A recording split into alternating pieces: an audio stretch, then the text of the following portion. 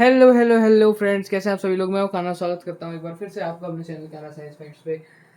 मैं आप सभी से एक बार फिर से माफ़ी चाहूँगा। वीडियो काफ़ी महीनों बाद आया है, बट जैसे कि आप जानते हैं कि मैं खुद एक स्टूडेंट हूँ, मेरे भी पेपर देने होते हैं, उस वजह से वीडियो थोड़ा सा डिले हो गया। लेकिन चलिए, जो चीज़ नहीं हो पाई उसे क्यों बार बार सोचे समझे जाने, हम जो है अपने वीडियो पर कॉन्सेंट्रेट करते हैं। तो देखिए, मुझे जो है मेरा जो प्राइमरी गोल है, मेरा प्राइमरी गोल क्या है, आज आपको कुछ चीज़ सिखाना। और वो क्या है, चलिए जानते हैं। तो देखिए, आज जैसा कि आप लोग जानते हैं कि हम जाने ही जाते हैं कि हम कभी ऑर्डर में कोई चैप्टर नहीं पढ़ाते, क्योंकि ऑर्डर में चैप्टर पढ़ाने के लिए, सिलेबस कंप्लीट करवाने के लिए कमिटमेंट की ज़रूरत होती है, और वो मुझसे होती नहीं है। तो भाई देखो, मैं ऑर्डर में तो कुछ नहीं पढ़ा सकता, मगर मैं आप लोगों को जो सिखा सकता हूँ वो मैं ज़रूर सिखा रहा हूँ। तो देखिए, आज हम जो हैं बहुत दिनों बाद शायद हम आज बायोलॉजी पढ़ने वाले हैं। अच्छा, हम 12th क्लास की बायोलॉजी पढ़ने वाले हैं। 12th क्लास की बायोलॉजी में हम एग्जैक्टली क्या पढ़ने वाले हैं आइए जानते हैं। तो देखिए, 12th क्लास की बायोलॉजी में आज हम पढ़ने वाले हैं बायोलॉजी की सबसे ज़्यादा डरावनी कही जाने वाली यूनिट, बायोलॉजी की सबसे ज़्यादा खतरनाक कही जाने वाली यूनिट, बायोलॉजी की सबसे ज़्यादा मुश्किल कही जाने वाली यूनिट, जेनेटिक्स के बारे में। एनसीईआरटी में जेनेटिक्स एंड एवोल्यूशन भले ही एक यूनिट में दिया हो, मगर यूजुअली जेनेटिक्स में हम सिर्फ दो ही चैप्टर्स को पढ़ते हैं, principles of inheritance and variation और molecular basis of inheritance. Class 12th की बायोलॉजी में दिए 3 चैप्टर हैं, क्योंकि एवोल्यूशन भी उसी जो आपका चैप्टर है वो भी जेनेटिक्स एंड एवोल्यूशन की यूनिट में, मगर उसका ऐसा कोई बहुत लिंक नहीं बनता है जेनेटिक्स से। हालांकि वेरिएशन की वजह से ही इवोल्यूशन होता है, तो हम कह सकते हैं लिंक, लेकिन एक जो कोर कंसेप्ट होते हैं जेनेटिक्स के, उससे उसका कोई खास संबंध नहीं बनता है। तो चलिए, आज हम शुरू करने वाले हैं जेनेटिक्स में पहला चैप्टर। देखिए, मैं आपको रिकमेंड करूंगा कि मैं पूरी चीजें व्हाइट बोर्ड पर आपको लिख लिख कर समझाना मेरे लिए ह्यूमनली पॉसिबल नहीं है, बिकॉज अगर मैं भी कोई स्लाइड बनाकर लेके आ रहा होता तो वो एक अलग बात होती कि मेरे पास टाइप करने के लिए अलग से टाइम रहता, लेकिन मैं सब चीजें व्हाइट बोर्ड पर लिख के नहीं ला सकता। मैं कुछ कुछ चीजें, कोर कंसेप्ट और कुछ जरूरी एग्जांपल्स इसमें लिखूंगा, लेकिन कुछ जो डेफिनेशंस है वो मैं मुंह से बोलूंगा, एक बार दो बार बोलूंगा। आप वीडियो पॉज करके या स्लो करके उसको रिपीट करके देख सकते हैं, ठीक है। तो चलिए, आज जो है हम पहला चैप्टर इसका शुरू करने वाले हैं। पहले चैप्टर का मैं आपको नाम बता दूं। पहले चैप्टर का नाम है principles of inheritance, principles of inheritance and variation. काफी भारी भरकम नाम है, और ये नाम कई लोग सुन के ही डर जाते हैं कि ये इतने टफ इंग्लिश वाले वर्ड्स का यूज करके इसका नाम लिखा गया है। तो ये चैप्टर भी कुछ बहुत ही कॉम्प्लेक्स, कोई बहुत ही बड़ी चीज होगा, कोई बहुत ही हवा होगा। चैप्टर को हवा बना के रखा जाता है। क्यों? लोग पता नहीं क्यों इस चैप्टर को बहुत बड़ा मानते हैं। लोगों को लगता है कि ये चैप्टर एकदम इम्पॉसिबल है पढ़ने को। चैप्टर बड़ा है ऑफ कोर्स, हाँ, मॉलिक्यूलर बेसिस इससे भी बड़ा है, लेकिन ये भी चैप्टर ठीक ठाक बड़ा है, और थोड़ा सा कोर कंसेप्ट की इसमें ज़रूरत पड़ती है। लेकिन मेरी एक बात याद रखिएगा, जो कि मैं हमेशा सबसे कहता हूँ, और मुझसे भी मेरे टीचर्स के द्वारा ये चीज़ कही गई थी कि बायोटेक्नोलॉजी पढ़ने का, मॉडर्न बायोलॉजी पढ़ने का सबसे अच्छा तरीका है पहले जेनेटिक्स पढ़ो, फिर बायोटेक्नोलॉजी पढ़ो। इतनी प्यारी समझ में आएगी, तुम्हें प्यार हो जाएगा जेनेटिक्स से, तुम्हें प्यार हो जाएगा बायोटेक्नोलॉजी से, और वही आज हम करने की कोशिश करने वाले हैं। चैप्टर के नाम में आते हैं principles of inheritance and variation. Principles यानी सिद्धांत। किसके सिद्धांत? सिद्धांत मतलब कुछ नियम, कुछ प्रोटोकॉल्स, कुछ रूल्स जो कोई भी प्रोसेस फॉलो करता है, कोई भी फिजियोलॉजी फॉलो करती है। मैं आपको चाहूंगा फेमिलियर करवाना कुछ डेफिनेशंस के साथ। बायोलॉजी की कुछ बेसिक डेफिनेशंस होती हैं, जैसे कि सबसे पहले हम अगर किसी ऑर्गेनिज्म को देखते हैं तो हम उसके बाहरी शरीर को देख सकते हैं, यानी हम उसकी मॉर्फोलॉजी को देख सकते हैं। मॉर्फोलॉजी का मतलब होता है आउटर स्ट्रक्चर्स की और आउटर बॉडी की स्टडी, ठीक है। फिर हम थोड़ा सा जब अंदर जाते हैं तो हम उसके हिस्टोपैथोलॉजी, हिस्टोलॉजी में जाते हैं। बेसिकली हम उसके टिश्यूज में जाते हैं, हम उसकी एनाटॉमी पढ़ते हैं। एनाटॉमी मतलब क्या होता है? उसके बॉडी के इंटरनल स्ट्रक्चर्स की स्टडी। और जब हम अंदर जाते हैं तो हम उसकी साइटोलॉजी पढ़ते हैं। साइटोलॉजी मतलब होता है उसके सेल्स की स्टडी। एनाटॉमी में ही आती है हिस्टोलॉजी। तो हिस्टोलॉजी और एनाटॉमी जो है साइमल्टेनियसली हम पढ़ सकते हैं, बिकॉज खैर एनाटॉमी में आप ऑर्गन्स की बात करते हैं, हिस्टोलॉजी में आप टिश्यूज की बात करते हैं, और बेसिक लेवल पे जब आप जाएं, फंडामेंटल लेवल पे आप जाएं, तो आप साइटोलॉजी पढ़ते हैं। साइटो मीनिंग सेल, तो जब सेल की स्टडी हम करते हैं तो हम साइटोलॉजी पढ़ रहे होते हैं। सेल के अंदर की जब हम केमिकल की स्टडी करते हैं वो हम मॉलिक्यूलर बायोलॉजी पढ़ रहे होते हैं। बेस्ड अपॉन डिफरेंट प्रोसेसेस जब हम इनको पढ़ते हैं, जब हम टेक्सोनॉमी पढ़ते हैं तो हम इन ऑर्गेनिजम्स के नेमिंग के बारे में पढ़ते हैं। जब हम मॉर्फोलॉजी पढ़ते हैं तो इनके हम स्ट्रक्चर्स के बारे में पढ़ते हैं, आउटर एनाटॉमी पढ़ते हैं तो इंटरनल स्ट्रक्चर्स के बारे में पढ़ते हैं। लेकिन जब हम फिजियोलॉजी पढ़ते हैं तो हम फिजियोलॉजी में अलग अलग सिस्टम, अलग अलग तंत्र के बारे में पढ़ते हैं, जैसे कि डाइजेस्टिव सिस्टम, पाचन तंत्र, ठीक है, सर्कुलेटरी सिस्टम, रक्त संचार तंत्र, मतलब ये अलग अलग सिस्टम, जैसे रिप्रोडक्टिव सिस्टम, प्रजनन तंत्र। तो ये हम अलग अलग सिस्टम्स के बारे में पढ़ते हैं और इसी की पढ़ाई को हम फिजियोलॉजी कहते हैं। तो principles of inheritance and variation body की फिजियोलॉजी और इनहेरिटेंस के प्रोसेस को लिंक करने वाला एक बहुत ही खूबसूरत चैप्टर है जिसे आज हम देखने वाले हैं। तो इनहेरिटेंस का मतलब क्या होता है? देखिए, ये तो एक इंग्लिश का वर्ड है, मेरे ख्याल से आप सभी ने कभी ना कभी सुना होगा। अगर नहीं सुना तो मैं आपको बता दूं, इनहेरिटेंस मतलब होता है विरासत में मिली कोई भी चीज। विरासत में आपको पहले ये देखिए, विरासत में जो भी मिलता है वो किससे मिलता है? तो विरासत में आपको जो भी मिलता है वो आपके बाप दादों से मिलता है, आपके पिताजी से, उनको उनके पिताजी से, उनको उनके पिताजी से, ऐसे ही मिलती हैं चीजें हमको, है ना। तो ये जो विरासत में मिलता है इसे कहते हैं इनहेरिटेंस। और अगर हमें कोई क्वालिटी, कोई ट्रेट जिसको हम कहते हैं, वो अगर हमें विरासत में मिले तो हम उसे इनहेरिटेड ट्रेट्स कहते हैं। वेरिएशन क्या होता है? तो वेरिएशन बहुत ही सिंपल सा शब्द है। वेरिएशन मतलब होता है, अगर हम किताबी भाषा पे जाएं तो उसको कहते हैं degree of difference between parent and offspring. कुल मिला के आप अगर कभी पेरेंट बनेंगे, आपकी कोई संतान होगी, तो ऐसा जरूरी नहीं, एक्चुअली ऐसा हो ही नहीं सकता कि आपकी संतान आप जैसे हूबहू दिखे, ऐसा तो एकदम पॉसिबल नहीं है। क्योंकि आपकी संतान, आप कोई पार्थेनोकार्पी तो है नहीं कि आप सीधा फल से फूल बना, वो फल से कोई दूसरा सीडलेस फ्रूट बना लेंगे। आप केले के पेड़ तो है नहीं, आप इंसान हैं। आपको एक फीमेल पार्टनर की जरूरत पड़ेगी और उन दोनों की शक्लें मिला के कहीं ना कहीं इंटरमीडिएट आपकी संतान जो है वो दिखेगी, ठीक है। तो एक मेल पार्टनर और एक फीमेल पार्टनर की जो संतान होती है, ये जो है दोनों के इंटरमीडिएट को दिखती है, या हो सकता है अपने फादर या मदर की तरफ शिफ्ट कर जाए, लेकिन कितनी डिफरेंट है दोनों से, उसी चीज को हम कहते हैं वेरिएशन। आइए थोड़ा सा इनकी किताबी डेफिनेशंस देख लेते हैं। इनहेरिटेंस क्या होता है? इनहेरिटेंस होता है किताब के हिसाब से process of transmission of characters from parents to progeny या offsprings. Process of transmission of characters from parents to progeny या ऑफस्प्रिंग्स, ठीक है। इनहेरिटेंस क्या होता है? Degree of difference between parents and offsprings. जब कैरेक्टर ट्रांसफर होते हैं तो दोनों पेरेंट के होते हैं, इसीलिए ऑफ स्प्रिंग में दोनों टाइप के कैरेक्टर आते हैं। तो दोनों पेरेंट से थोड़ा थोड़ा डेविएट कर जाती है उनकी प्रॉपर्टीज, इसीलिए हम इस प्रोसेस को क्या कहते हैं? वेरिएशन कहते हैं। इस चीज को हम वेरिएशन कहते हैं। तो आपने चैप्टर का नाम आई होप समझ लिया होगा, दोनों किताबी परिभाषाएं नोट कर ली होंगी। जो मैं जनरलाइज समझाने के लिए बोल रहा हूँ उसे आपको नोट करने की जरूरत नहीं है। एक बहुत ही खूबसूरत बात किताब में लिखी हुई है। पहले तो हाँ, एक चीज मैंने आपको शायद अभी तक नहीं बताई, जो जेनेटिक्स जेनेटिक्स आप बार बार चैप्टर के नाम में पढ़ रहे हैं, जेनेटिक्स आप बार बार चैप्टर के नाम में पढ़ रहे हैं, ये जीनो वर्ड से आया है, ये जेनो वर्ड से आया है, GENNO, जेनो वर्ड से आया है, जिसका मतलब होता है टू रिप्रोड्यूस। री मतलब फिर से, प्रोड्यूस मतलब बनाना, फिर से बनाना, किसको? ऑफस्प्रिंग को, संतान को, बच्चे को, प्रोजेनी को, ठीक है। देखिए, ये तो चैप्टर के हमने कुछ बेसिक्स को पढ़ लिया, ओके। तो अब देखिए, नेक्स्ट काम जो हमें करना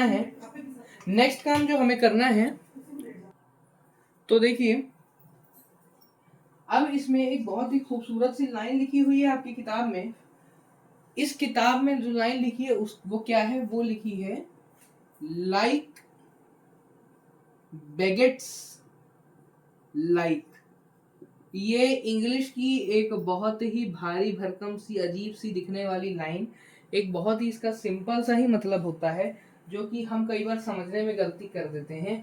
लाइक मतलब पसंद करना नहीं है, लाइक मतलब है समान। दोनों में लाइक मतलब है समान, यानी एक जैसा, यानी समझ गए आप। बेगेट्स लाइक, बेगेट्स लाइक, लाइक बेगेट्स लाइक का मतलब होता है कि जिस प्रकार का पेरेंट उसी प्रकार की प्रोजेनी। बहुत ही सिंपल।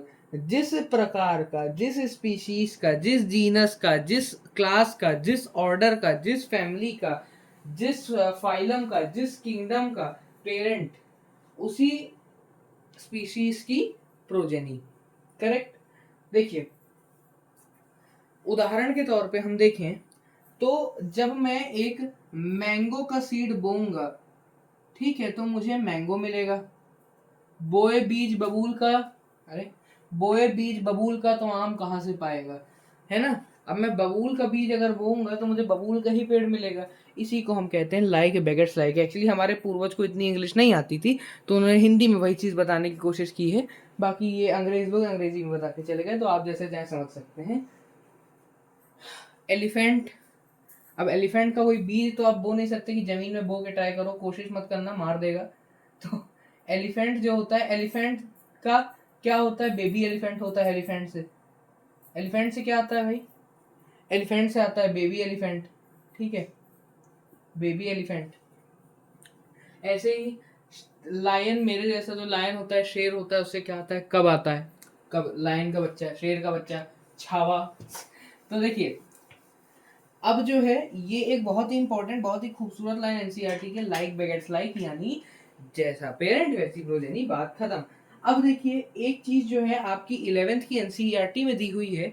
ठीक है, आपकी 11th क्लास की एनसीईआरटी में, अच्छा, मैं पीडब्ल्यू के टीचर्स का, विपिन सर का बहुत बहुत धन्यवाद करना चाहूँगा, जिनके नोट्स और जिनके थ्योरीज के माध्यम से मैं आपको ये चैप्टर जिस ऑर्डर में पढ़ा रहा हूँ, ये उनके नोट्स का है। I would like to mention, I will feel very glad to mention. और अगर सर किसी तरह इस वीडियो को देखें तो बस यही कहना चाहूँगा, आपको बहुत बहुत धन्यवाद, आपने ये चीज़ें हमको पढ़ाई, जिसकी वजह से आज हमने छोटी सी कोशिश की है। कुछ गलती हो जाए तो सर माफ़ कीजिएगा। तो देखिए, हम जो है 11th की एनसीईआरटी में से एक चीज़ हम पढ़ते हैं उठा के, उसे हम क्या कहते हैं, उसे हम कहते हैं horizontal and vertical similarities. Horizontal and vertical similarities क्या होते हैं। तो देखिए, हमने अभी तक वेरिएशन पढ़ा, लेकिन हमने वेरिएशन में क्या पढ़ा कि जितना अंतर है उसे वेरिएशन कहते हैं। अंतर है इसका मतलब है कि सिमिलैरिटी कम है, सिंपल। तो वो सिमिलैरिटी कैसी वाली, सिमिलैरिटी कम है लेकिन है ना, तो वो सिमिलैरिटी कैसी वाली है। तो देखिए, जब भी मैं किसी भी पेरेंट प्रोजेनी रिलेशनशिप को लिखता हूँ, फॉर एग्जाम्पल मैं लिखता हूँ, चलिए ये है मेरे ग्रैंडफादर, ठीक है, ये है मेरी ग्रैंड मदर, ओके, इनके बच्चे थे मेरे फादर और मेरे अंकल या चाचू, ठीक है, इनकी वाइफ थी मेरी मदर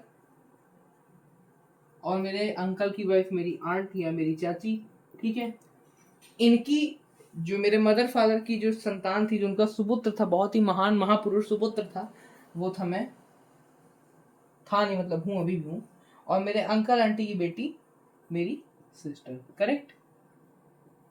अब देखिए, ये हमने एक फैमिली का फ्लो चार्ट लिखा है जनरेशन बाय जनरेशन। तो ये एक फैमिली की कितनी पीढ़ी लिखी है, ये लिखी है जनरेशन नंबर 1, ये जनरेशन नंबर 2, ये जनरेशन नंबर 3। करेक्ट है, बिल्कुल करेक्ट है। तो मुझ में और मेरी सिस्टर में, हम लोगों में एक हॉरिजॉन्टल रिलेशनशिप है, हम लोग सेम जनरेशन को बिलोंग करते हैं, हम अपने परिवार की तीसरी पीढ़ी को बिलोंग करते हैं, बिल्कुल सही। तो हम दोनों में कितनी सिमिलैरिटीज होंगी, इसे हम क्या कहेंगे, इसे हम हॉरिजॉन्टल सिमिलैरिटीज कहेंगे, ठीक है। और क्योंकि क्योंकि ये जो सिमिलैरिटीज हैं, ये एक ही जनरेशन के दो लोगों में हैं, इसीलिए इसीलिए हम इन्हें इंट्रा जनरेशनल सिमिलैरिटीज कहेंगे।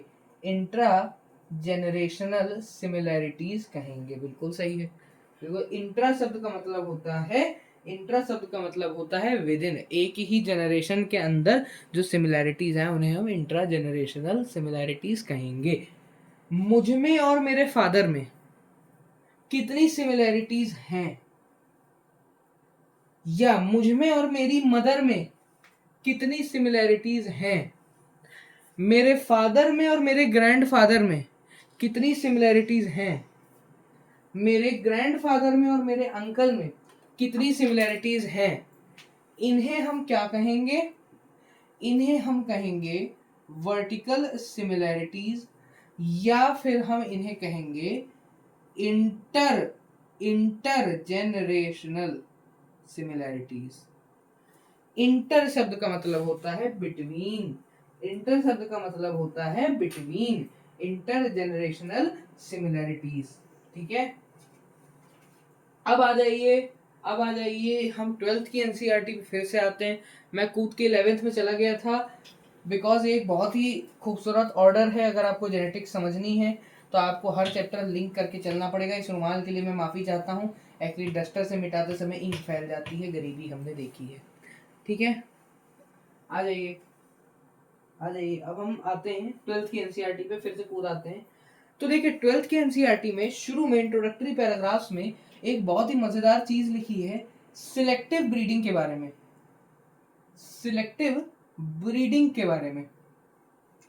ब्रीडिंग आप सब जानते हैं, ब्रीडिंग मतलब होता है मेटिंग।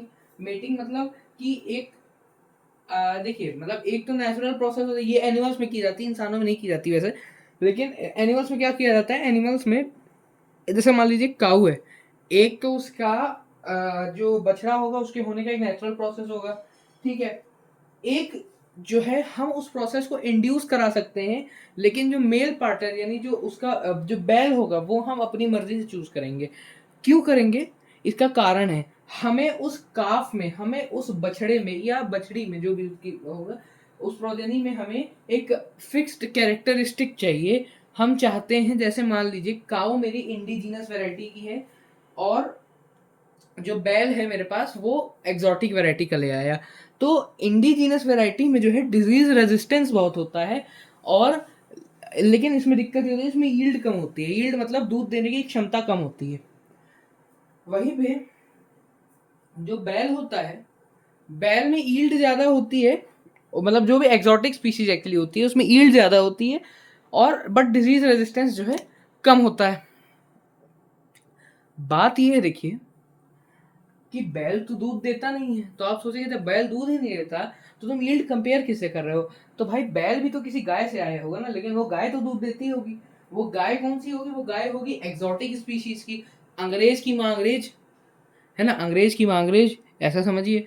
तो अंग्रेज बैल की माँ अंग्रेज, वैसे अंग्रेज नहीं होते हैं वो, मतलब हम अपने इंस्टेंस के लिए कहते हैं अंग्रेज की माँ अंग्रेज। तो बैल जिस गाय से आया होगा वो गाय भी एक्सोटिक स्पीशीज की होगी, उसकी भी मिल्क यील्ड हाई होगी। तो इसका हम क्या मतलब निकाल सकते हैं? इसका हम ये मतलब निकाल सकते हैं कि जब मुझे दो चीजें पता है, मुझे क्या पता है? मुझे पता है कि मेरे पास जो इंडिजिनस, इंडिजिनस का मतलब इंडिया मत समझ लेना कि इंडिया में जो ब्रीड पाई जाती है वो इंडिजिनस, चाइना में जो पाई जाती है उसको चीनी जीनस कह दो, ऐसा कुछ नहीं होता।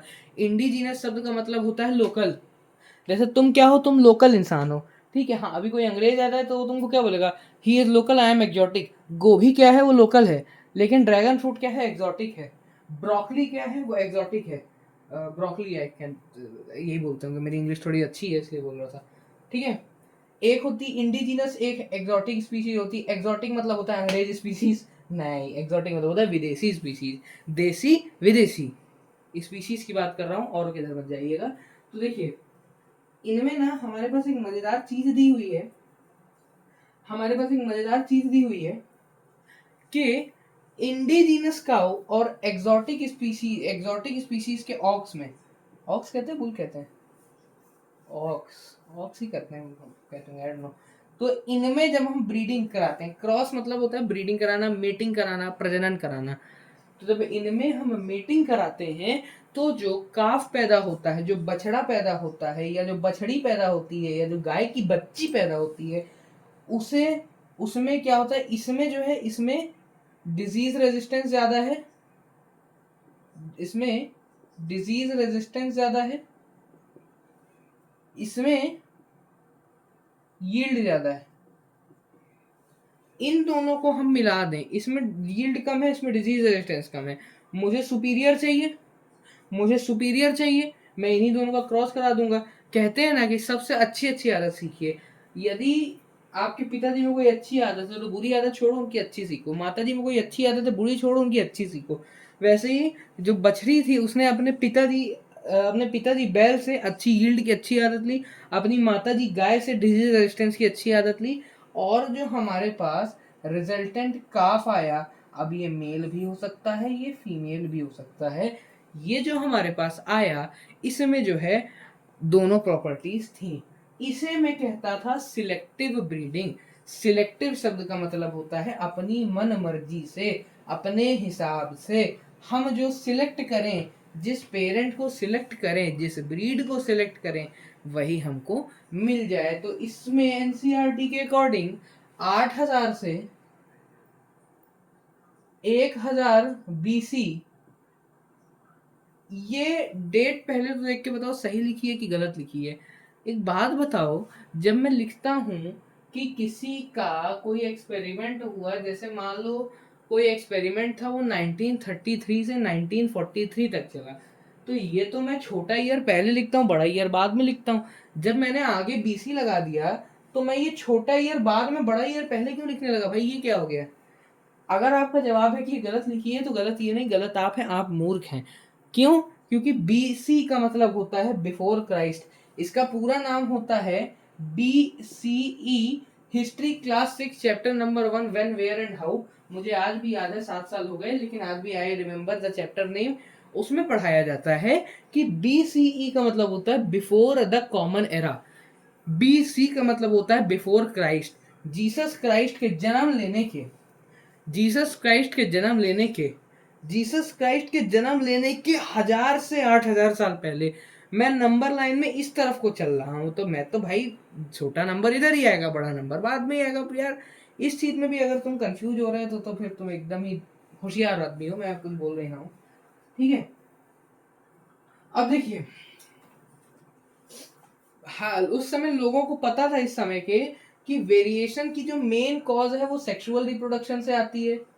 एसेक्सुअल में कोई इसका ऐसा सच फायदा नहीं होता क्योंकि उसमें कोई वेरिएशन होता ही नहीं है, एक ही पेरेंट पे सब काम हो जाता है, उसमें कोई डीएनए एक्सचेंज होता नहीं है, एक ही पेरेंट पे नहीं होता, कई बार मल्टीपल पेरेंट्स भी होते हैं, लेकिन मल्टीपल 2 पेरेंट्स होते हैं, लेकिन उसमें डीएनए का कोई एक्सचेंज, प्रोजेनी में कोई क्या कहते हैं उसको, जीनोम का कोई वो नहीं आता, उसमें पार्टिसिपेशन, डीएनए का कोई पार्टिसिपेशन नहीं आता, जेनेटिक मटेरियल का कोई पार्टिसिपेशन नहीं आता। इस समय के लोगों को पता था कि अगर वेरिएशन चाहिए तो सेक्सुअल रिप्रोडक्शन से ही आएगा बाबू, ए सेक्सुअल से कोई फायदा नहीं, वो बेकार रिप्रोडक्शन मतलब है भाई, वो भी काम की है, फूल वगैरह में भी काम आती है, और मतलब बहुत जगह काम आती है फूल में, मतलब कुछ एंजियोस्पर्म्स को छोड़ के। ठीक है, बट अभी फिलहाल हमको वेरिएशन चाहिए तो हम सेक्सुअल रिप्रोडक्शन में ही आएंगे।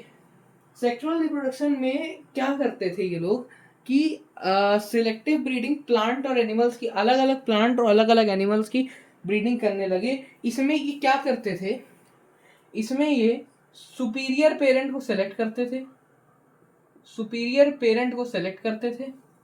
ठीक है, इनको हम इनकी मेटिंग कराते थे, रिप्रोडक्शन कराते थे, प्रजनन कराते थे, क्रॉसिंग कराते थे, और जो इनके मेटिंग से हाइब्रिड आता था, इस हाइब्रिड को हम रेज करते थे, बड़ा करते थे, पाल पोस के बड़ा करते थे, दूध का कर्ज अदा करना पड़ता था उसे बाद में। ठीक है, दूध दे के ही कर्ज अदा करता होगा, मुझे नहीं पता। तो सुपीरियर पेरेंट को मेट कराते थे, हाइब्रिड बनाते थे, रेस करवाते थे। क्या ये बात समझ में आई बिड़ू? बिल्कुल आ गई। ठीक है, चलिए। From 8000 to 1000 BC, people knew that the main cause of variation lies in sexual reproduction. These people started doing selective breeding for many plants and animals. 3 points were done to follow this. Superior parent was selected, they were mated, the hybrid took birth, hybrid was raised. एकदम correct, बिल्कुल correct. इनके example ले लो। Artificial selection जो है कहाँ किया गया था? भारत का एग्जाम्पल है, पंजाब का, ओए बले बले बले बले बले, पंजाब का एग्जाम्पल है। पंजाब में गैया होती है, काऊ होती है, गाय होती है। गाय हमारी माता है, और तुम लोगों को कुछ नहीं आता है, मुझे तो थोड़ा बहुत आता है, ठीक है। तो पंजाब में साहिवाल काऊ, साहिवाल एक प्रकार की गाय की ब्रीड है, ठीक है, एक प्रजाति है। इस साहिवाल काऊ को पंजाब में इसका सेलेक्टिव मेटिंग करके इसको बनाया जाता था। इतना ही एनसीईआरटी में लिखा है, इससे ज्यादा आप जाइएगा मत। जितना आपके काम का है उतना आप पढ़िए, जो आपके काम करे वहां अपनी नाक मत घुसाइए प्लीज। तो आ जाइए, आ जाइए। आप बोलेंगे आ जाइए आ जाइए ही बोलता है, बुलाता तो है नहीं, लेकिन कोई बात नहीं, आ जाइए, चाय पी के जाइए। लेकिन फिलहाल अपने टॉपिक पे कंसंट्रेट करते हैं। मुझे 1 मिनट का समय दीजिएगा, मैं जरा एक घूंट पानी पीना चाहूंगा।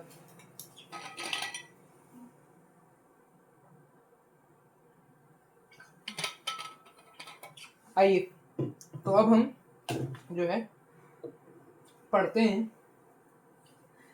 गैमीट के फॉर्मेशन को, गैमीट के फॉर्मेशन को। आइए थोड़ा सा आपको ले चलते हैं cell cycle and cell division class 11th में। उससे पहले आपको ये ले चलते हैं cell the unit of life class 11th में। क्या पढ़ाया जाता है? अच्छा, इससे पहले आइए आपको ले चलते हैं molecular basis of inheritance class 12th में एक कंसेप्ट को बनाते हुए। डीएनए कुछ हिस्टोन, मैं यूकैरियोट्स की बात कर रहा हूँ, कुछ हिस्टोन और नॉन हिस्टोन प्रोटीन्स में लपेट के कॉइलिंग हो के क्या बनाता है? ऐसे सुपर कॉइल्ड स्ट्रक्चर्स बनाता है, जिसे हम सोलेनॉइड कहते हैं। ये सब आपको वहीं पढ़ाऊंगा, मैं ही पढ़ा दूंगा, ज़्यादा होगा तो। ये सब हिस्टोन प्रोटीन्स हैं, नॉन हिस्टोन कॉम्प्लेक्सेस में फिर फर्दर रैपिंग करके ये क्या बनाता है? ये आपका बनाता है क्रोमैटिड्स। ये मैं कलर करने की कोशिश कर रहा हूँ, आप, आई होप यू अंडरस्टैंड। ये बनाता है क्रोमैटिड। एक क्रोमैटिड ऐसा दिखता है, ठीक है, ठीक है, ठीक है। एक क्रोमैटिड जो है वो ऐसा दिखता है। जब दो प्यारे प्यारे क्रोमैटिड आपस में जाइन हो जाते हैं, जाइन, तो इसे हम क्या कहते हैं? इसे हम कहते हैं क्रोमोसोम। जाइन होने का मतलब ये नहीं है कि उनको कोई उठा के फेविकोल लगा के चिपका देता है। ऐसे ही क्रोमैटिड से बनते बनते क्रोमोसोम बनता है। क्रोमैटिन फिर जाके हिस्टोन ऑक्टामर में बाइंड होता है। खैर वो सब फिर अपन मॉलिक्यूलर बेसिस में पढ़ेंगे, हटाओ ये सब, दिमाग मत लगाओ। इसी से जाके क्या बनता है?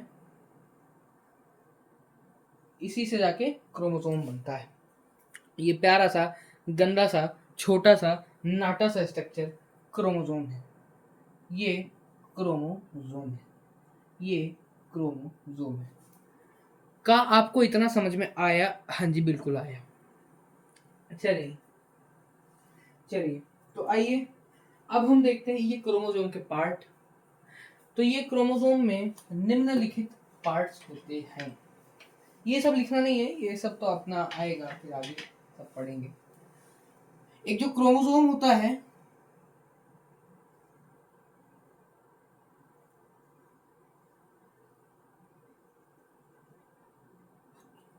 एक जो क्रोमोसोम होता है उसमें ये क्या होता है? ये होता है एक क्रोमैटिड। क्रोमैटिड, ध्यान रखना, क्रोमैटिन ना समझ लेना। क्रोमैटिन वो धागा होता है जिसके फॉर्म में डीएनए इंटरफेस न्यूक्लियस में पड़ा होता है। ये है दूसरा क्रोमैटिड। आप समझ रहे हैं ना मेरी बात? इतना देखना, बस इतना देखना। ये जो है इसको मैं ऐसे भी दिखा सकता हूँ, ये जो है इसे मैं ऐसे भी दिखा सकता हूँ। लेकिन जब ये ज्वाइन होते हैं तो ये इनके, ये सेंट्रोमियर इनको कहते हैं, ये ज्वाइन हो जाते हैं और ज्वाइन होके ऐसा ये स्ट्रक्चर जो है ये लोग बना लेते हैं। बिल्कुल सही, ठीक है। ये दो क्रोमैटिड, दूसरा क्रोमैटिड, एक क्रोमैटिड ये, एक क्रोमैटिड ये है। इन दोनों को आपस में क्या कहा जाता है? इन्हें कहते हैं सिस्टर क्रोमैटिड, ठीक है। अच्छा, एक मजेदार बात और बताऊं आपको, मदर सेल और सिस्टर क्रोमेटिड यही सब क्यों कहा जाता है? क्या यहाँ पे पुरुष प्रधानता नहीं है? आई एम सॉरी, क्या यहाँ पे लड़कों की कोई कदर नहीं करता? अब तो पुरुष प्रधानता ही चली गई है लग रहा है समाज से। अब तो हमारी कोई कदर नहीं होती। मैं रोज मार खाता हूँ घर पे पुरुष होने के बावजूद, तो मुझे यही लगता है पुरुष प्रधानता समाज से चली गई है। अब है बेटा बचाओ बेटा पढ़ाओ। तो खैर चलिए, इस पे बाद में हम चर्चा कर लेंगे थोड़ा सा। मैं आपसे अपना दुखड़ा बाद में दूंगा, लेकिन अभी फिलहाल हम ये जानना चाहते हैं कि ऐसा क्यों है कि हम फादर सेल नहीं बोलते, हम मदर सेल बोलते हैं? ऐसा क्यों है कि हम ब्रदर क्रोमेटिड नहीं बोलते, हम सिस्टर क्रोमेटिड क्यों बोलते हैं? अगर आपका जवाब है कि एक ही सेल से ओरिजिनेट हुए, तो आप बिल्कुल गलत है। क्यों भाई, एक ही कोख से तो दो भाई भी जन्म लेते हैं। मेरे करण अर्जुन आएंगे, मेरे करण अर्जुन आएंगे, ये भी तो दो भाई ही थे, लेकिन सीता और गीता भी तो बहनें ही थी। तो ऐसा क्यों है कि हम सीता और गीता को करण और अर्जुन से ज़्यादा प्रायोरिटी देते हैं? क्या हम फेमिनिस्ट हैं? नहीं है। क्या हम ह्यूमनिस्ट हैं? बिल्कुल है, लेकिन इससे इसका कोई संबंध नहीं है। ऐसा इसलिए होता है, ऐसा हम इसलिए करते हैं, हम मदर सेल इसलिए बोलते हैं क्योंकि एक प्यारी माँ ही होती है जो हमें अपनी कोख में पाल के जन्म देती है, अपने शरीर से हमें जन्म देती है। उसी प्रकार से एक जो सेल होता है, वो अपने साइटोप्लाज्म से अपने आप से दूसरे सेल को जन्म देता है। इसीलिए हम मदर सेल कहते हैं, हम फादर सेल नहीं कहते। फादर अपने शरीर में बच्चे को नहीं पालते, मदर अपने शरीर में बच्चे को पालती हैं। फादर अपने शरीर में बच्चे को नहीं पालते, लेकिन मदर अपने शरीर में बच्चे को पालती हैं। इसीलिए हम कहते हैं मदर सेल। मदर सेल है तो बाय कन्वेंशन क्रोमेटिड को भी सिस्टर कहते हैं। आप ब्रदर क्रोमेटिड कह सकते हैं अगर आप एकदम ही एंटी फेमिनिस्ट हो चुके हैं तो। लेकिन मुझे इस सबसे कोई मतलब नहीं, मैं कंट्रोवर्सी में पड़ता ही नहीं हूँ। ठीक है ना, मैं मेल का सपोर्ट करता, ना मैं फीमेल का सपोर्ट करता, मैं सपोर्ट करता हूँ डॉगेज भाई का, जय डॉगेज भाई। तो चलिए आइए अब हम देखते हैं। कीरोमेटिड है, कीरोमेटिड हमने पढ़ लिया। हमने पढ़ लिया सिस्टर कीरोमेटिड। इस बीच वाले गोले को क्या कहते हैं? इस, जब भी कोई लड़की देखो मेरा दिल दीवाना बोले गोले गोले गोले गोले गोले गोले, इस गोले को क्या कहते हैं? इस गोले को हम कहते हैं, इस गोले को हम कहते हैं, इस गोले को हम कहते हैं, इस गोले को हम कहते हैं सेंट्रोमियर। क्या कहते हैं इस गोले गोले गोले गोले गोले गोले को? हम कहते हैं सेंट्रोमियर। सेंट्रोमियर। ओ बाबा रे, थक गया उड़ी बाबा। इस गोले को हम कहते हैं सेंट्रोमियर बाबू। इस सेंट्रोमियर में दो प्लेट अटैच होती हैं, इन्हें कहते हैं हम काइनेटोकोर। इन प्लेट्स को हम कहते हैं, इन प्लेट्स को हम कहते हैं काइनेटोचोर, काइनेटोकोर, काइनेटोचोर। ठीक है, काइनेटोकोर कहते हैं हम इन प्लेट्स को। ये प्लेट्स वही होती हैं जहाँ पे स्पिंडल फाइबर सेल डिवीजन के वक्त आके कुछ करके चिपक जाते हैं, स्पाइडरमैन की तरह टाना ना ना ना ना ऐसे करके चिपक जाते हैं। ये इसीलिए काइनेटोचोर कहलाते हैं। ठीक है, अब आ जाइए, अब आ जाइए, अब आ जाइए। ये मैंने आपको क्यों भौंका, ये मैंने क्यों भगा, ये मैंने क्यों समझाया, मैंने इतना तकल्लुफ़ क्यों किया? आइए इसको जानते हैं, आइए इसको जानते हैं, आइए इसको समझते हैं। तो देखिए बाबू, कि गैमीट फॉर्मेशन जो है, मैं आपको समझाना चाह रहा हूँ, मैं आपको बताना चाहूँगा, मैं आपको बताना चाहूँगा। एक ह्यूमन की जो बॉडी होती है, एक ह्यूमन की जो बॉडी होती है, उसमें जो है, उसमें जो है क्रोमोजोम्स दुई प्रकार के होती हैं, ऑटोजोम्स और एलोजोम्स। ऑटोजोम्स, एलोजोम्स, ऑटोजोम्स, एलोजोम्स, ऑटोजोम्स, नेलोजोम्स, ये होते हैं ह्यूमंस के लिए। वो हाथ कितने होते हैं ब्रो? It is 22 pair. ये कितने होते हैं? 1 पेयर, यानी 44 इन नंबर, यानी 2 इन नंबर। क्या ये बात आपको समझ में आई? 22 ऑटोजोम होते हैं, 22 पेयर ऑटोजोम होते हैं, यानी total 44 autosome. I am sorry, I I हाँ ठीक तो है। 22 पेयर ऑटोजोम होते हैं जो कि टोटल 44 होते हैं। एक पेयर एलोजोम होते हैं जो कि टोटल 2 होते हैं। इन्हें हम सेक्स क्रोमोसोम्स भी कहते हैं, इन्हें हम सेक्स क्रोमोसोम्स भी कहते हैं, क्योंकि यही होते हैं जो सेक्स डिटर्मिनेशन, जेंडर डिटर्मिनेशन करते हैं किसी भी जानवर का, किसी भी इंसान का। ठीक है, ह्यूमन की बॉडी में, ह्यूमन की बॉडी में 44 क्रोमोसोम इस प्रकार के होते हैं, 1, 2, 3, 4, प्रैक्टिस में इतना परफेक्ट 5, ऐसे करते करते पूरे आपको 44 मिल जाएंगे। और 2 क्रोमोसोम्स ऐसे होते हैं जो कि मेल और फीमेल में अलग अलग प्रकार के होते हैं। यदि आप बाय चांस एक फीमेल हैं तो आपके 2 बचे हुए क्रोमोसोम्स भी इसी प्रकार के होंगे, इसी शेप के होंगे, मगर यहाँ पे इनका शेप आपको एक्स दिख रहा होगा तो हम इनको कहते हैं एक्स क्रोमोसोम्स। फीमेल में दोनों एक्स हैं तो हम इसको एक्स एक्स कहते हैं। अगर आप बाय चांस गलती से मेल हैं, पुरुष हैं, लड़के हैं, अगर आप लड़के हैं तो आपका एक क्रोमोसोम तो फीमेल जैसा ही होगा, एक क्रोमोसोम तो एक्स ही होगा, लेकिन एक क्रोमोसोम आपकी जिंदगी में अधूरा रह जाएगा, जैसे आपका कुछ और भी अधूरा रह गया है। लेकिन चलिए आपकी उन कहानियों पर मैं नहीं जाना चाहता। लेकिन एक क्रोमोजोम आपका अधूरा रह जाएगा, इसका एक क्रोमेटिड का एक नीचे वाला गोला नहीं दिखेगा आपको। इसी को हम कहते हैं वाई क्रोमोसोम्स।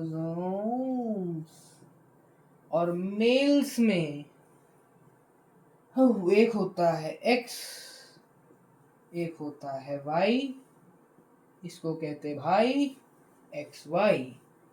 आ जाइए आ जाइए आ जाइए, हम गेमीट फॉर्मेशन पे आ जाते हैं। ये तो मैंने आपको क्रोमोसोम का पेटोन समझाया, पेटोन समझाया, मैं तेनू समझावा कि पेटोन पैटर्न पैटर्न हमने आपको समझा दिया है ना। चलो आ जाइए भैया, आ जाइए। अब हम जो है देखने वाले हैं, अब हम जो है देखने वाले हैं, अब हम जो देख, अच्छा आज का जो लेक्चर है, ये वाला जो वीडियो है, इस वाले वीडियो को हम जो है कैरेक्टर वर्सेस ट्रेट तक ही रखेंगे, बहुत बड़ा नहीं करेंगे, पहला वीडियो है और मुझ में ज़्यादा ज्ञान भी नहीं है, मैं थका हुआ हूँ, रात का समय है, सोना चाहता था।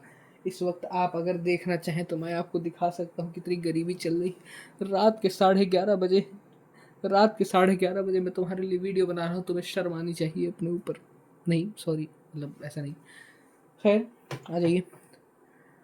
तो भैया देखो, एक जो मेल होता है मिलवा, ये मिलवा में क्या होता है, मान लो एक गेमीट है, पहला है मिलवा का गेमीट। मिलवा के गेमीट के पास एक तो होता है 22 पेयर प्लस एक्स, और एक होता है 22 पेयर पेयर आए अरे जो 22 पेयर तो होते हैं, लेकिन एक में होता है 22 क्रोमोसोम। देखो मिलवा के पास, मिलवा के पास टोटल 44 प्लस एक्स वाई होते हैं। इनको आधा कर दो, 44 का आधा 22 प्लस एक्स वाई में से कोई एक एक्स, फिर से 44 प्लस एक्स वाई में 44 का आधा 22 प्लस एक्स वाई में से कोई एक आपकी वाई। तो आ जाइए, मिलवा जो है, मिलवा के पास 22 प्लस एक्स होते हैं और 22 प्लस वाई होते हैं। तो ये जो है 2 प्रकार के क्रोमोसोम होते हैं जो एक गमीट में जा सकते हैं, गमीट में जा सकते हैं। गमीट क्या होता है, मेल का स्पर्म होता है, शुक्राणु होता है, इसी को हम मेल गमीट कहते हैं, मेल गैमेट कहते हैं। आ जाइए अब फीमेलवा के पास जाते हैं। फीमेलवा जो है, फीमेलवा के पास दोनों आइडेंटिकल होते हैं। तो अगर आपको पुत्र रत्न की प्राप्ति नहीं हो रही है तो आप अपनी पत्नी को दोषी न ठहराएं, क्योंकि females are homozygous, females are not heterozygous, homozygous. वाह क्या बोल देता हूँ मैं। खैर हेट्रोगेमेटिक कहना चाह रहा था मैं। ह्यूमंस आर हेट्रोगेमेटिक, जिसमें कि फीमेल्स हेट्रोजाइगस नहीं होती, फीमेल्स होमोजाइगस होती हैं, मेल्स हेट्रोजाइगस होते हैं। Males are the determinants of the gender of the child, not the female. Female को दूसरी मत ठहराओ भाई, मत इतनी अति मचाओ, ये कलयुग का अंत अभी हो जाए प्लीज। आ जाओ आ जाओ, फीमेलवा फीमेलवा फीमेलवा के पास 22 प्लस एक्स होते हैं, दूसरे तरफ भी 22 प्लस एक्स होते हैं, हाँ ठीक एक्स होते हैं, इससे बनती है फीमेलवा। ये फीमेलवा का जो गेमीट होता है उसे हम कहते हैं ओवम या एग सेल भी हम इसे कहते हैं। कह रहा मैं ह्यूमन रिप्रोडक्शन तो नहीं पढ़ा रहा हूँ आपको शायद। तो आ जाइए फीमेलवा और मेलवा का गेमीट देखते हैं। अब देखो जाहिर सी बात है, दो एक मेलवा और एक फीमेलवा से 4 प्रकार के गेमीट बनेंगे टोटल। पहला गेमीट ये बनेगा, दूसरा गेमीट ये बनेगा, तीसरा गेमीट ये बनेगा, चौथा गेमीट ये बनेगा। 4 प्रकार के गेमीट हमको मिल जाएंगे, 4 प्रकार के गेमीट हमको मिल जाएंगे, यानी पहली औलाद में 4 पॉसिबिलिटीज़ रहती हैं। अगर आपकी 4 औलादें हुई तो इतना तो मैं कंफर्म आपको बता रहा हूँ, देखो मेरी भविष्यवाणी कभी गलत नहीं निकलती। मैं एक बहुत बड़ा ज्योतिष भी था एक ज़माने में। एक ज़माने में अगर आपको एक साथ 4 औलादें हुई, एक के बाद एक, back to back, back to back, back to back, मैं आपको बता रहा हूँ, अगर आपको 4 औलादें हुई, मैं आपको बता रहा हूँ, एक औलाद आपकी फीमेल होगी, दूसरी औलाद भी आपकी फीमेल होगी, तीसरी औलाद आपकी मेल होगी और चौथी औलाद भी आपकी मेल होगी। मैं लिख के दे सकता हूँ, बिल्कुल मैं लिख के दे सकता हूँ। ठीक है, बायोलॉजी है भाई, मैं लिख के नहीं दे रहा हूँ। तो आ जाओ, एक आपने 10th में ऐसा गंदा सा डायग्राम पढ़ा था, इसका इससे मिलाओ, इसका इससे मिलाओ, फिर क्या, इसका इससे मिलाओ, इसका इससे मिलाओ। मुझे ये नहीं करना, मैं सिंपल बताएगा भैया। एक है 22+x, मैं सस्ता पोनेट स्क्वायर बना रहा हूँ। एक है 22+y, ये हो गए मेल के गेमीट। एक है 22+x, एक है 22+x, ये क्या है, फीमेल का गेमीट। अगर गलती से ये मेल का गेमीट और ये फीमेल के गेमीट का पार्ट मिल गया तो 22 और 22 होते हैं 44+XX। क्या ये एक कंप्लीट जाइगोट बन गया? यस, ये है 22+x, ये है 22+x। अगर गलती से मिल गया तो क्या हो जाएंगे, 44+XX। क्या एक जाइगोट बन गया? बिल्कुल बन गया। अब अगर गलती से ये और ये मिल गए तो बन जाएंगे 44+XY, एक्स वाई। ठीक है, अगर गलती से ये और ये मिल गए तो बन जाएंगे 22 और 22, 44+XY। क्या इसी प्रकार से आपके गेमीट बनते हैं? यस। क्या इसी प्रकार से आपके जाइगोट बनते हैं? यस। तो क्या मैंने कुछ गलत बोला? नो, बिल्कुल नहीं, गलत नहीं बोला। I love you. चलो कोई दिक्कत नहीं, आज एकदम मस्त कूद जाते हैं, दौड़ जाते हैं, भाग जाते हैं और पढ़ डालते हैं आखिरी टॉपिक आज के लेक्चर का, इस चैप्टर का और नमस्ते का। इस चैप्टर का आखिरी टॉपिक नहीं, मजाक कर रहा हूँ, भावुक मत हुआ करो। मैं 90% ऑफ द टाइम सीरियस नहीं रहता है, मैं बहुत अच्छा आदमी है, मैं सीरियस नहीं होता है, क्योंकि सीरियस तो आदमी आईसीयू में भी होता है, जब तक जिंदा हो, जब तक सही सलामत हो, कई को सीरियस होने का क्या हो रहा है। तो जाओ, अब हम पढ़ते हैं हाउमोलॉगस क्रोमोसोम। हाउमोलॉगस, देखो भैया,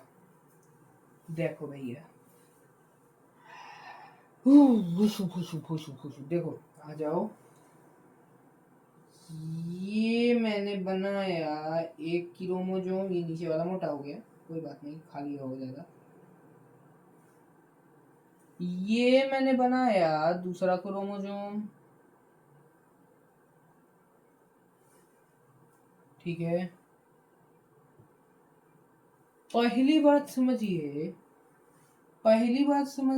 जीन क्या होता है, उससे पहले समझिए डीएनए क्या होता है। कुछ नहीं, अभी तक पढ़ा है, ये लंबी सी रस्सी डीएनए होती है, बात खत्म। यही क्रोमेटिन के फॉर्म में होती है, बात खत्म। बाकी मॉलिक्यूलर बेसिस में अभी तक यहाँ बात खत्म। इस रस्सी का एक टुकड़ा होता है जो कि बॉडी में कोई भी काम कराता है, जो काम का टुकड़ा होता है, इसी टुकड़े को हम जीन कहते हैं, बात खत्म। यही टुकड़ा क्रोमोसोम में आ जाता है, कहीं कहीं से जहाँ पे जीन आ जाता है, जैसे ये टुकड़ा इस रस्सी में, यहाँ पे रस्सी इसको लपेट दिया मैंने, तो ये टुकड़ा यहाँ आ गया, इसे हम जीन कहते हैं, बात खत्म। अब उदाहरणार्थ आप देखिए, जैसे मेरे पास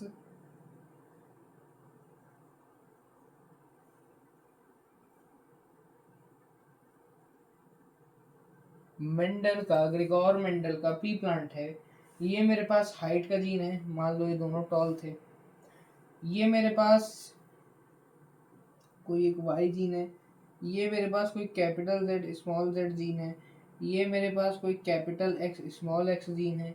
ये मेरे पास कोई कैपिटल ए और कैपिटल ए है, मान लो यहाँ पे भी।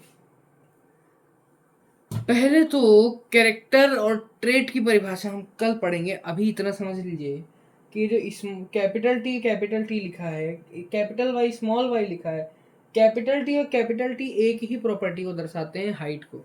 कैपिटल टी मतलब बड़ा टी यानी लंबा, स्मॉल टी मतलब छोटा टी यानी छोटा, 10th में आपने पढ़ा भी होगा। तो ये क्या है, ये एक ही प्रॉपर्टी के दो अलग अलग एक्सप्रेशन हैं। बहुत सिंपल है भाई। मैं बोलूँ तुम्हारी हाइट कितनी है, तो तुम बोलोगे या तो मैं बौना हूँ, या तो मैं लंबा हूँ, या तो मैं इंटरमीडिएट हूँ। ठीक है, तो ये तो तुम्हारा हाइट तो एक क्राइटेरिया हो गया ना। ये क्राइटेरिया आप में किस प्रकार का प्रेजेंट है, ये तो फिर आप पर निर्भर करता है ना। ऐसा तो अपन कुछ नहीं कह सकते कि ये अलग अलग हो गया, तो ये तो सेम ही है। तो ये हाइट का जीन है। ठीक है, ये कोई वाई कैरेक्टरिस्टिक है। मान लो कोई जीन है, जैसे मान लो आई कलर हो गया। वैसे पी प्लांट में आई तो होती नहीं है। मान लो कोई ऑर्गेनिज्म में आई कलर का जीन हो गया। ये हेयर कलर का जीन हो गया। ये स्किन कलर का पिगमेंटेशन का जीन हो गया। और ये मान लो एक गलती से ब्लड ग्रुप का जीन हो गया। तो ऐसे दो क्रोमोसोम्स जिसमें सेम प्रॉपर्टी के जीन्स सेम स्थानों पर सिचुएटेड हैं, इन्हें हम कहते हैं homologous chromosome. homologous chromosome homologous chromosome homologous chromosomes are the chromosomes that have gene for same character on same locus या same position। locus मतलब होता है पोजीशन, मैथ का शब्द होता है LOCUS। locus locus मतलब होता है पोजीशन, locus मतलब होता है पोजीशन। ऐसे जीन्स which have the ऐसे chromosomes which have say the genes for same properties for same characters at same locus या same position are termed as homologous chromosomes। इसमें हाइट का जीन यहाँ है लेफ्ट वाले क्रोमेटिड पे ऊपर तरफ, इसमें भी हाइट का जीन लेफ्ट वाले क्रोमेटिड पे ऊपर तरफ है, बिल्कुल सही। इसमें कोई मान लो हेयर कलर का ये जीन है, ये वाई का जीन ये राइट क्रोमेटिड में ऊपर तरफ है, इसमें हेयर कलर का जीन राइट क्रोमेटिड में ऊपर तरफ है। अब वो हेयर कलर क्या है वो तो मुझे कोई फर्क नहीं पड़ता। अब ये वाई स्मॉल है कि कैपिटल है, हेयर कलर ब्राउन है कि ब्लैक है या ब्लॉन्ड है, मुझे क्या फ़र्क पड़ता है। ठीक है, लेकिन फिलहाल मुझे क्या है कि हाइट का जीन इधर इसमें इधर है, इसमें भी इधर है। हेयर कलर का जीन इसमें इधर है, इसमें भी इधर है। आई कलर का जीन इसमें भी इधर है, इसमें भी इधर है। स्किन कलर का जीन इसमें भी इधर है, इसमें भी इधर है। पिगमेंटेशन कहते हैं जिसको जिसको क्या दें नाम, मान लो ब्लड ग्रुप का जीन इस तरफ है, इसमें इधर है, इसमें भी इधर है। तो ये क्रोमोसोम में दोनों जीन सेम पोजीशन पे हैं, तो मैं इन्हें क्या कहूँगा, इन्हें मैं कहूँगा होमोलोगस क्रोमोसोम। क्या ये बात आपके छोटे से प्यारे से दिमाग में पल्ले पड़ी? इन्हें मैं क्या कहूँगा, इन्हें मैं लेफ्ट हैंड से लिखने की कोशिश एक्चुअली कर रहा हूँ। तो इन्हें मैं कहूँगा होमोलोगस होमोलोगस क्रोमोसोम।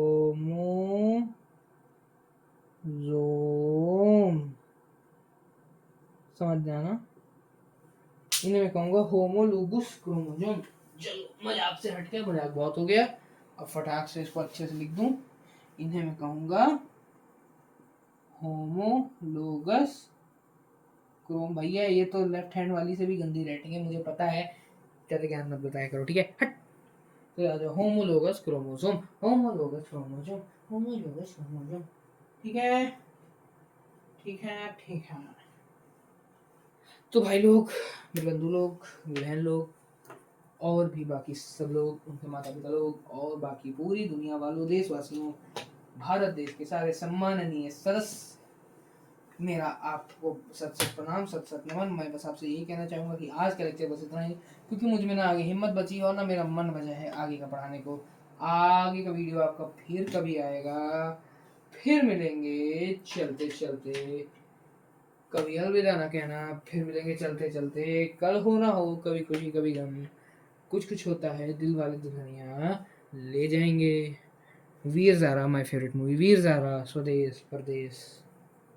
ठीक है, मैं हूं ना जवान पठान, किंग। ठीक है, और भी आपको जितनी आती हो आप नाम ले सकते हैं, बहुत अच्छी अच्छी। डर, कोयला, जुनून, ख्वाहिश, अंग्रेजी बाबू देसी मैम, राम जाने, एटसेट्रा एटसेट्रा। आप जो भी करण अर्जुन, जो भी आप कहना चाहें, फिर आगे आपकी मर्ज़ी। बस आज की वीडियो को इतना ही रखते हैं। मेरी औकात और हिम्मत बिल्कुल ख़त्म हो चुकी है। अच्छे से पढ़िए, अच्छे से अपनी ज़िंदगी जियो और जीने दो। Live and let live be. Thank you everyone. ये भी लगा दूं क्या?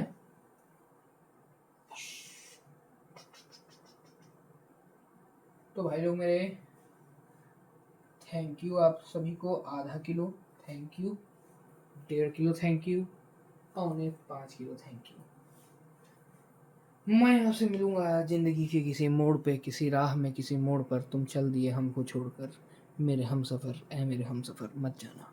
तो चलिए, मैं आपसे मिलूंगा किसी और वीडियो में। तब तक के लिए अपना ध्यान रखिए, ज़िंदगी में पढ़ाई करते रहिए, मेहनत करना कभी मत छोड़िए, अपने ऊपर से, भगवान से कभी भी भरोसा मत उठाइए, और अपने गुरु की, अपने माता पिता की, अपने बड़ों की, बुज़ुर्गों की, अपने छोटों की, अपने साथ वालों की, सहकर्मियों की, सहभागियों की, सहपाठियों की, हम उम्र की, हम सफ़र की, एटसेट्रा एटसेट्रा, सबकी बहुत बहुत इज्जत करें, हमेशा इज्जत करें।